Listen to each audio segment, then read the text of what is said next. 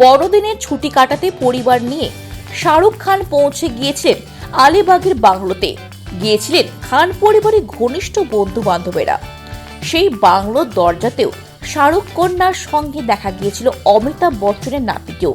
তাই বড়দিনেও যে তারা একসঙ্গে ছিলে তা বলার অপেক্ষা রাখে না।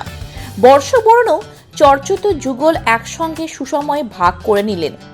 বর্ষবরণে পার্টির জন্য সুহানা বেছে নিয়েছেন সাদা সিকোয়েন্ট পোশাক। অন্যদিকে আগস্তার পরনে কালো প্যান্ট, কালো শার্ট ও তার উপরে ছাই রঙের জ্যাকেট। আগস্তা সুহানার অন্য বন্ধুরাও ছিলেন বর্ষবরণের পার্টিতে।